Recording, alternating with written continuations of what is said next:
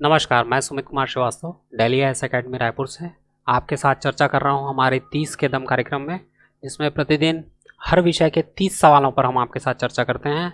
तो आज के जिन 30 सवालों पर मैं आपके साथ चर्चा करूंगा वो पॉलिटी सब्जेक्ट से जुड़े हुए हैं। इसके पहले 13 क्लासेज हम कर चुके हैं। पहली क्लासेज में कॉन्स्टिट्यूशनल हिस्ट्री और बेसिक फीचर्स हमने डिस्कस किए थे। उसकी बाद वाली क्लास में हमने उसके ही 30 सवाल और लिए थे।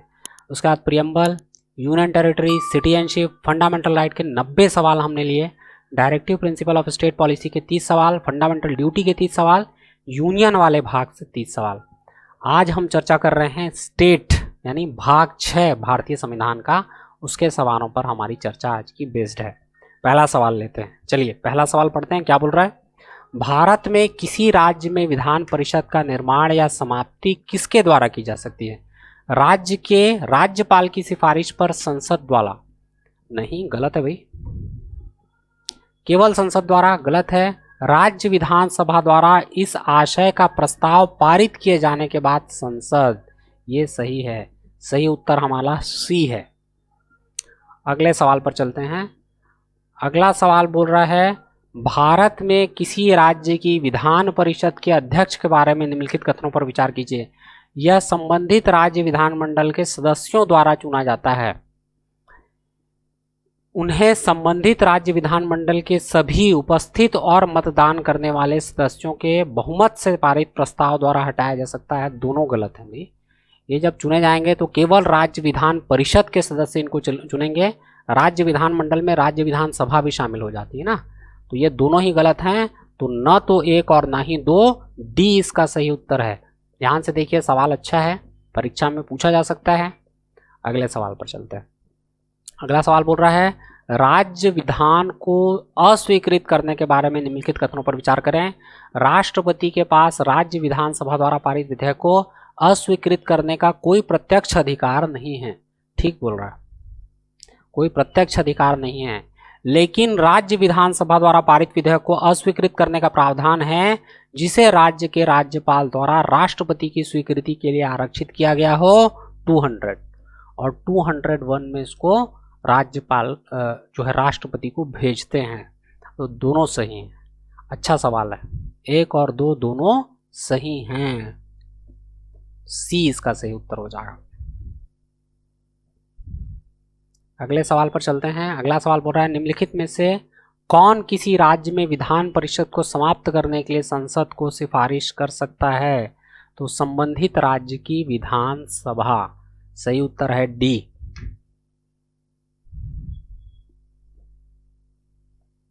अगला है निम्नलिखित में से किस राज्य में विधान परिषद नहीं है? किस राज्य में नहीं है भाई? बिहार में है, महाराष्ट्र में है, उत्तर प्रदेश में भी है, तमिलनाडु में नहीं है। सही उत्तर हो जाएगा सी। ऐसे फैक्चुअल सवाल आते हैं ना, तो ऐसे फैक्चुअल सवालों के लिए किन किन राज्यों में विधान परिषद है उनको कोट बना के याद कर लीजिए। चलिए अगले सवाल पर चलते हैं। खाली स्थान राज्य विधानसभाओं में भारतीय राज्यों में सबसे कम सीट है, कहाँ होगी भाई?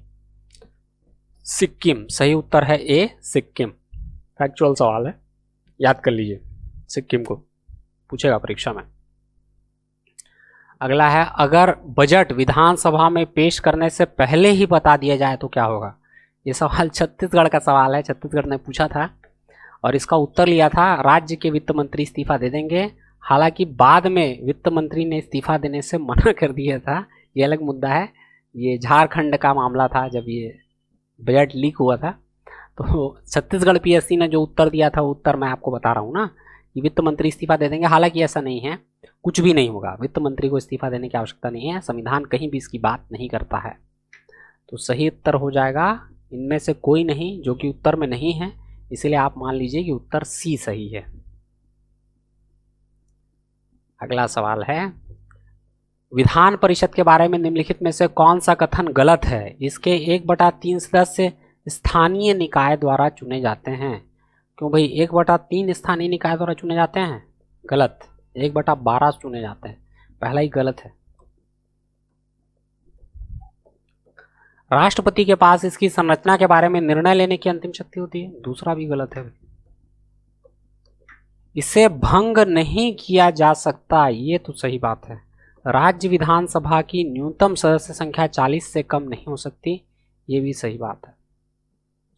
तो ए और बी दोनों गलत हैं। कौन सा गलत कथन चुनने बोल रहा था, दो चुन दिए हमने, दोनों गलत हैं, ए और बी दोनों गलत हैं। अगला सवाल है, किसी राज्य के राज्यपाल की नियुक्ति किसके द्वारा की जाती है? राज्यपाल की नियुक्ति प्रधानमंत्री, राज्य के मुख्य न्यायाधीश, राष्ट्रपति। राष्ट्रपति करते हैं राज्यपाल की नियुक्ति भाई। सही उत्तर सी है, आसान सवाल है। अगला सवाल है, निम्नलिखित में से कौन सा मुख्यमंत्री के कर्तव्यों में से नहीं है? राज्य के मामले में प्रशासन और कानूनी प्रस्ताव से संबंधित मंत्रिपरिषद के सभी निर्णय राज्य के राज्यपाल को संप्रेषित करना पड़ेगा। राज्य के प्रशासन और कानून के प्रस्तावों से संबंधित जानकारी प्रदान करना जिसे राज्यपाल मांगे करना पड़ेगा। राज्य के प्रशासन से संबंधित मंत्रिपरिषद के सभी निर्णयों की मासिक रिपोर्ट राष्ट्रपति को संप्रेषित करना, ये गलत है भैया। किसी भी मामले पर मंत्रिपरिषद के विचार के लिए प्रस्तुत करना जिस पर किसी मंत्री द्वारा निर्णय लिया गया है किंतु मंत्रिपरिषद द्वारा विचार नहीं किया गया है, यदि राज्यपाल ऐसा चाहते हैं तो, ये भी सही है। तो केवल सी इसमें गलत है, गलत पूछा था, गलत छांटना था, सी मिल गया हमको, हमारा काम हो गया। अगले में चलते हैं। राज्य विधान मंडल में विधान परिषद के प्रावधानों के संदर्भ में निम्नलिखित में से कौन सा कथन सही नहीं है? बिहार और तेलंगाना राज्यों में विधान परिषदें हैं, ठीक बोल रहा भाई हैं। किसी राज्य की विधान परिषदों में सदस्यों की कुल सदस्य संख्या विधानसभा में सदस्यों की कुल संख्या के 1/3 से अधिक नहीं हो सकती, ठीक बात कर रहा है। सभी सदस्यों का 6वां हिस्सा स्थानीय निकाय प्राधिकरणों से मिलकर बने निर्वाचक मंडल, 6वां नहीं भैया, 1/12 है, गलत है। सभी सदस्यों का 12वां हिस्सा राज्य में रहने जाने वाले स्नातकों से चुना जाता है, ये भी ठीक बोल रहा है। सी गलत है, इसमें गलत चुनना था, चुन लिया हमने, सी है उत्तर हमारा। अगले सवाल पर चलते हैं। अगला सवाल है, भारत के निम्नलिखित अधिकारियों पर विचार कीजिए। राज्य का चुनाव आयुक्त, राज्य लोक सेवा आयोग का अध्यक्ष, उच्च न्यायालय के न्यायाधीश, राज्य के महाधिवक्ता। कर लिया विचार। उपयुक्त अधिकारियों में से कौन से संबंधित राज्य के राज्यपाल द्वारा नियुक्त किए जाते हैं? बताइए भाई। राज्य चुनाव आयुक्त राज्यपाल नियुक्त करेगा, ठीक है। राज्य लोक सेवा आयोग के अध्यक्ष को नियुक्त करेगा, ठीक है। उच्च न्यायालय के न्यायाधीश को नियुक्त करेगा क्या? नहीं। महाधिवक्ता को नियुक्त करेगा, ठीक है। तो 1, 2 और 4 ठीक है, 3 गलत है, हमारा सही उत्तर मिल गया हमें ए।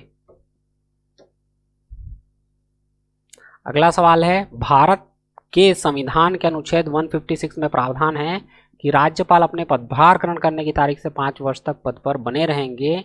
इसमें निम्नलिखित में से कौन सा निष्कर्ष निकाला जा सकता है? किसी भी राज्यपाल को इस कार्यकाल के पूरा होने तक पद से नहीं हटाया जा सकता। नहीं भैया, ऐसा खतरनाक निष्कर्ष नहीं निकालना है, ये तो गलती है। कोई भी राज्यपाल 5 वर्ष की अवधि से अधिक पद पर नहीं रह सकता, ऐसा भी नहीं है। राज्यपाल तब तक अपने पद पर रहता है जब तक उसका उत्तराधिकारी पद ग्रहण नहीं कर लेता। तो हम दोनों निष्कर्ष नहीं निकाल पाए, हमारा उत्तर है डी, न तो 1 और ना ही 2। चलो भैया अगले सवाल पर चलें। अगला सवाल है, निम्नलिखित कथनों पर विचार कीजिए और नीचे दिए गए कोड से सही उत्तर चुनिए। वही वाला सवाल है, पहले ए बी पर विचार करेंगे, कथन और कारण पर। अगर दोनों में से कोई भी गलत है तो हमारा काम हो गया।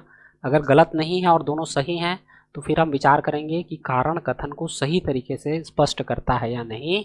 तो यहाँ पर लगाएंगे क्योंकि और बीच में लगाएंगे इसलिए। चलिए, भारत के संविधान के अनुसार एक ही व्यक्ति एक समय में 2 या 2 से अधिक राज्यों का राज्यपाल नहीं हो सकता। ये तो गलत है भाई, हमारा काम सरल हो गया।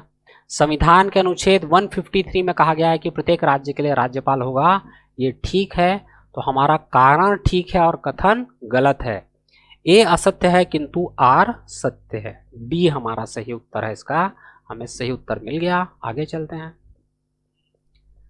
राज्यपाल निम्नलिखित में से किस मुद्दे पर राष्ट्रपति को सिफारिश कर सकता है? बताइए भाई। राज्य पीएससी के सदस्यों को हटाना, हाई कोर्ट के जजों को हटाना, इसकी सिफारिश तो नहीं कर सकता भैया। राज्य विधानसभा को भंग करना, राज्य में संवैधानिक तंत्र टूटने की घोषणा, ये दोनों काम कर सकता है, ये दोनों नहीं कर सकता। 3 और 4 सही हैं, सी हमारा सही उत्तर है। अगला सवाल थोड़ा सा लंबा चौड़ा है, पढ़ते हैं। निम्नलिखित पर विचार करें और नीचे दिए गए कोड का उपयोग करके सही उत्तर चुनें। राज्यपाल अपना पद ग्रहण करने से पहले शपथ एवं प्रतिज्ञान लेना पड़ेगा भाई। शपथ एवं प्रतिज्ञान का प्रारूप भारतीय संविधान की 3री अनुसूची में दिया है ना भैया। राज्यपाल उच्च न्यायालय के मुख्य न्यायाधीश या उसकी अनुपस्थिति में उस न्यायालय के वरिष्ठतम न्यायाधीश के समक्ष शपथ लेगा। ठीक है, शपथ और प्रतिज्ञान की प्रक्रिया भारतीय संविधान के आर्टिकल 159 में दी है। सही बात है। तो हमारा 2 गलत है, 1, 3 और 4 सही हैं। हमारा सही उत्तर हो जाएगा सी, 1, 3 और 4 सही हैं। राज्यपाल की शपथ और प्रतिज्ञान का प्रारूप कॉन्स्टिट्यूशन के आर्टिकल 159 में दिया है, न कि 3री अनुसूची में। ठीक है, सवाल बन गया। सही उत्तर है कौन सा? 1, 3 और 4। अगले सवाल पर चलेंगे। अगला सवाल है 17 क्या बोल रहा है? नीचे दिए गए कोड का उपयोग करके मुख्यमंत्री के संवैधानिक कर्तव्यों का चयन करते हैं। मुख्यमंत्री राज्य के प्रशासन से संबंधित मंत्रिपरिषद के सभी निर्णयों की सूचना राज्यपाल को देगा। ठीक है, मुख्यमंत्री राज्यपाल को कानून के लिए प्रस्ताव भेजता है। मुख्यमंत्री राज्य विकास परिषद की बैठक में हिस्सा नहीं लेता। क्यों नहीं लेगा भाई? लेगा। 3 तो गलती है। 4 बोल रहा है मंत्रिपरिषद के विचारार्थ प्रस्तुत करना है जिस पर मुख्यमंत्री किसी भी मामले को मंत्रिपरिषद के विचारार्थ प्रस्तुत करता है जिस पर मंत्री द्वारा निर्णय लिया जा चुका है। ये भी ठीक है। तो हमारा 1 ठीक है, 2 ठीक है और 4 ठीक है। 1, 2 और 4 डी में दिया है। हमारा सही उत्तर इसका डी है। उत्तर मिल गया। चलिए आगे बढ़ते हैं। अगला सवाल है किसी भी राज्य के राज्यपाल की शक्तियों के संबंध में निम्नलिखित कथनों पर विचार करें। करिए भाई विचार। बोल रहा है राज्यपाल राज्य विधानसभा को बुला सकता है, स्थगित कर सकता है और भंग कर सकता है। कर सकता है भाई, राज्यपाल की मर्जी। राज्यपाल राज्य विधानसभा की बैठकों को स्थगित कर सकता है। नहीं भाई, बैठक स्थगित करने का अधिकार किसका हो जाता है? एडजर्नमेंट बोल रहा है ना।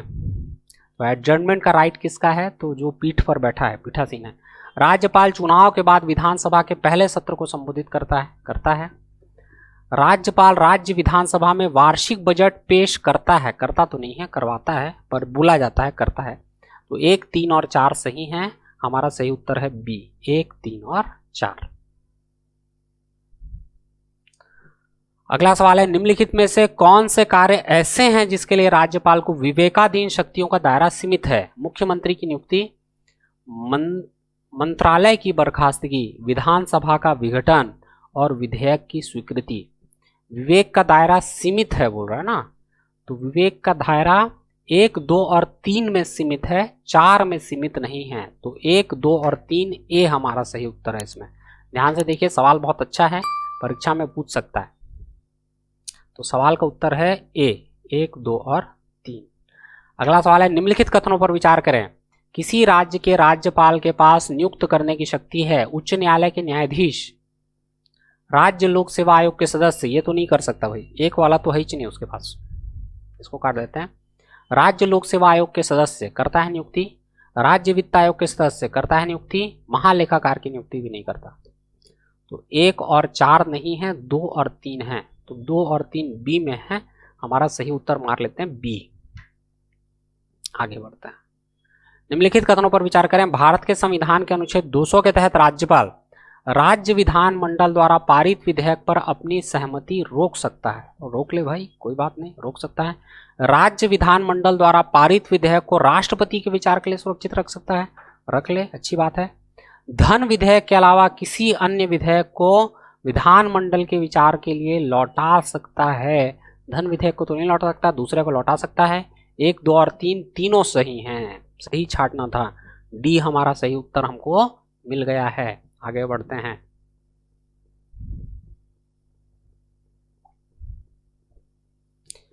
अब बोल रहा है निम्नलिखित में से किस मुद्दे पर राज्यपाल राष्ट्रपति को सिफारिश कर सकता है? राज्य मंत्रिपरिषद की बर्खास्तगी, उच्च न्यायालय के न्यायाधीशों को हटाना, राज्य विधानसभा का विघटन, राज्य में संवैधानिक मशीनरी के टूटने की घोषणा। केवल 3 और 4 सही उत्तर है।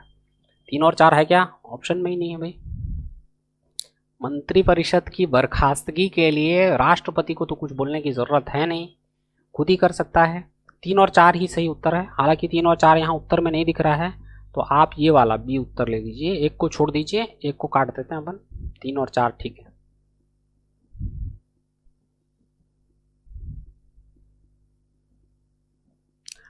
अगला है, निम्नलिखित में से किस निकाय में राज्य के मुख्यमंत्री की सदस्यता होती है? राष्ट्रीय एकता परिषद होता है भाई मुख्यमंत्री सदस्य, राष्ट्रीय विकास परिषद होता है, अंतर्राज्यीय परिषद होता है, क्षेत्रीय परिषद होता है, सब में है भाई। सही उत्तर हो जाएगा सी। ध्यान से देख लीजिए, अच्छा सवाल है। अगले सवाल में चलते हैं। चलिए, हम लोग क्वेश्चन नंबर 24 पर चर्चा कर रहे हैं ना। चलिए सवाल पढ़ता हूं। निम्नलिखित कथनों पर विचार करें। राज्यपाल राज्य मंत्री परिषद के बिना कार्य नहीं कर सकता। सही बात है, नहीं कर सकता। जो व्यक्ति राज्य विधानमंडल का सदस्य नहीं है उसे मंत्री नहीं बनाया जा सकता। बनाया जा सकता है भाई, 2 गलत है। मुख्यमंत्री की मृत्यु या त्यागपत्र के बाद भी राज्य मंत्री परिषद कुछ समय के लिए कार्य कर सकती है। गलत, नहीं कर सकती। मुख्यमंत्री की अनुपस्थिति में केवल गृह मंत्री ही राज्य मंत्री परिषद की आपातकालीन बैठक की अध्यक्षता कर सकता है। ऐसा भी कहीं लिखा नहीं है, तो इसमें कौन सा सही है? तो केवल एक सही है, बाकी सही नहीं है। तो केवल एक इसका उत्तर हो जाएगा। ध्यान से देखिए, अच्छा सवाल है। उत्तर है केवल एक। अगला सवाल है, राज्य सरकार के मंत्री परिषद के वेतन भत्ते शीर्ष से भुगतान किए जाते हैं। भारतीय रिजर्व बैंक द्वारा, राज्य सरकार के खजाने द्वारा, राज्य की आकस्मिक निधि द्वारा, राज्य की समेकित निधि द्वारा। डी सही है भाई, राज्य की समेकित निधि द्वारा। अगला सवाल है, निम्नलिखित में से कौन स्वायत्त जिले या क्षेत्रों के प्रशासन के संबंध में किसी भी मामले की जांच करने और उस पर रिपोर्ट देने के लिए आयोग नियुक्त कर सकता है? कौन नियुक्त करेगा भाई? राज्यपाल। सही उत्तर है बी, राज्यपाल। अगले सवाल पर चल रहे हैं। अगला सवाल बोल रहा है, राज्यपाल राज्य में राष्ट्रपति शासन लगाने की सिफारिश कर सकता है।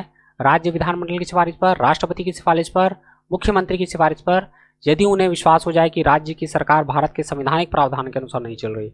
डी बढ़िया लग रहा है, डी है इसका सही उत्तर।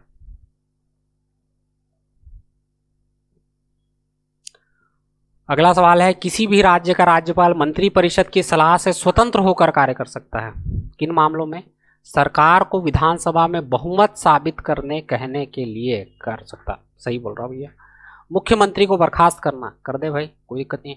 भारत के राष्ट्रपति के विचार के लिए विधेयक को सुरक्षित रखना, ये भी इसका विवेक है। विधानसभा द्वारा पारित विधेयक को पुनर्विचार के लिए वापस भेजना, ये भी विधेयक है। उच्च न्यायालय की राय लेना, ये तो कर ही नहीं सकता भैया। 1, 2, 3 और 4 सही हैं। सही उत्तर है ए। ध्यान से देखिए, अच्छा सवाल है, परीक्षा में पूछ सकता है।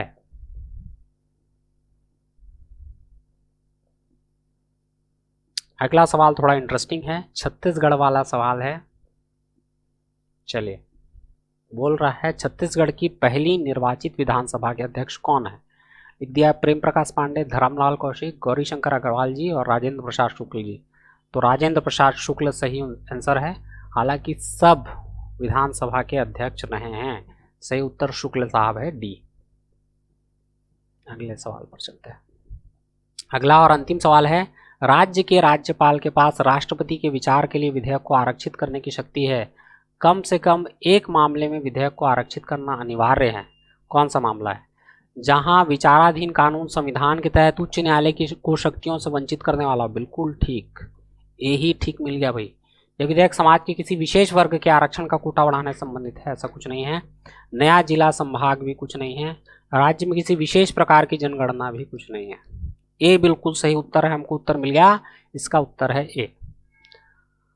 तो ये राज्य के 30 सवाल थे जिनके ऊपर हमने आज की चर्चा की।